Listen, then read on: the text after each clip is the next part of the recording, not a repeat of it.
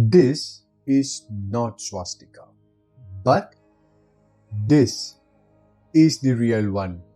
This is not what swastika means, but this is what it means. Let us spread the real Indian Vedic teaching, not the modern one that surrounds this ancient Indian symbol as a consequence of the swastika becoming synonymous with fear, oppression and extermination just because of one tyrant dictator. Let good prevail. The swastika is a Sanskrit word which comes from Su plus Asti. Su is good and Asti means to prevail.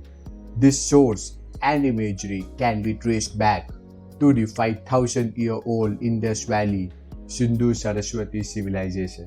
The swastika symbol looks like a forearm emerging from a center and swirling in a particular direction. This resembles a rotating disc. But unfortunately, we now identify swastika with an evil dictator. Before he adopted the swastika, the symbol with whom the modern world constantly associates him, this symbol was widely used as a sign of peace and goodwill across the world. For instance, let's look at Coca-Cola and Carlsberg. They used it on their bottles. The Boy Scouts adopted it, and the Girls Club of America called their magazine Swastika. They would even send out swastika badges to their young readers as a prize for selling copies of the magazine.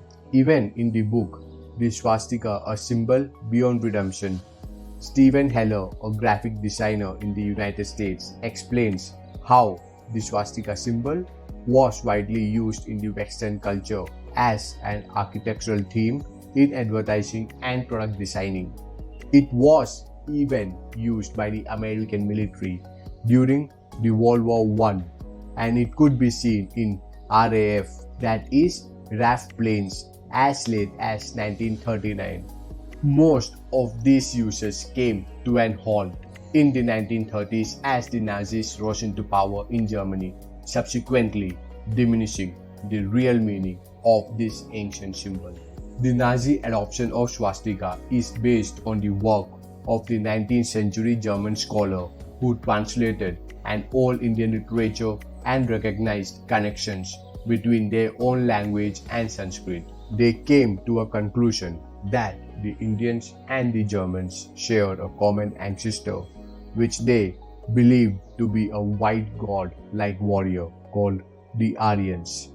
This particular concept was even adopted by the anti-Semitic nationalist group who used the swastika as an Aryan symbol to create a sense of ancient lineage in the German people. The Nazi Party was not the only party in Germany who used swastika. If we follow back and read few of the old books, we could find that following World War I, the swastika was embraced by a multitude of far-right nationalist organizations in Germany. It became a symbol of the concept of radical purity. It became a symbol of discrimination. By the time the Nazis took over Germany, the swastika connotation has changed entirely. Where it once meant that let good prevail, but now it's completely the opposite of it. In Mein Kampf, Adolf Hitler wrote, "I, myself, meanwhile, after innumerable attempts, have laid down a final form, a flag with a red background, a white disc, and a black swastika in the middle. After long trials, I also found a definite proportion between the size of the flag and the size of the white disc, as well as the shape and thickness of swastika. The association of swastika with this tyrant dictator during the World War II and the atrocities that him and his followers committed towards the innocent people is what defines this symbol now. And sadly, that's what we know the symbol for, rather than what it should have been known for.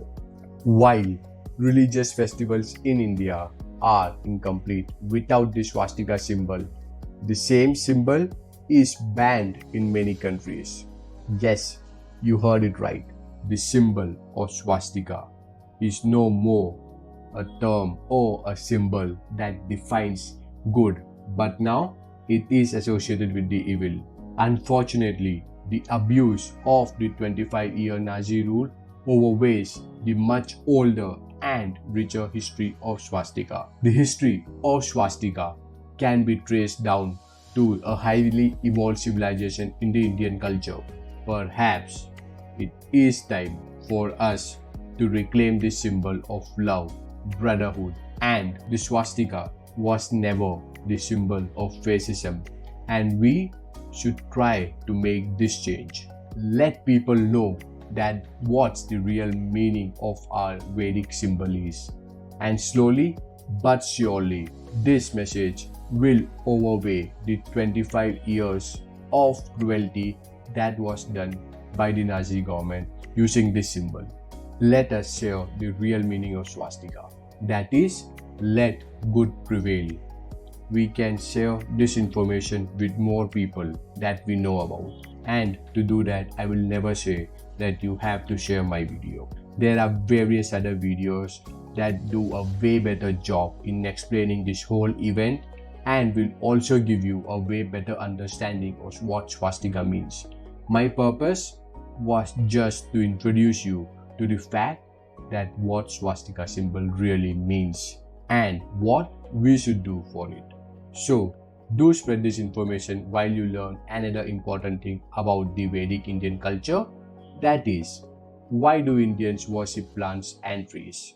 Until then, take care of yourself and your surrounding while we strive to make the world a peaceful, loving, and a beautiful place.